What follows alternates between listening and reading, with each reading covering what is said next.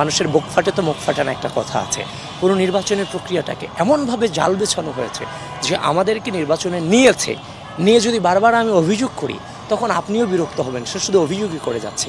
সুতরাং এমনভাবে ফাঁদে আমাদেরকে ফেলানো হয়েছে যে সেখান থেকে মনে হচ্ছে যে আপনাকে উপর দিয়ে বলে হচ্ছে সব কিছু আপনার, কিন্তু আপনার কোনো কিছু সেখানে অবশিষ্ট নাই। এই যে দেখেন নির্বাচনের দিন সকালে অভিযোগ অনুযোগ কারচুপি এগুলো তো আছে, এর বাইরে যে জিনিস আপনারা দেখেছেন যে রিটার্নিং কর্মকর্তা আমাকে নিয়ে ভোটার কেন্দ্র প্রবেশ করলো, কিছুক্ষণ পরেই মেইনস্ট্রিম মিডিয়াগুলোকে পর্যন্ত সেই রিটার্নিং কর্মকর্তারা বাধ্য করলো বিভ্রান্ত হতে যে আবিদ নির্বাচনী আচরণবিধি লঙ্ঘন করেছে।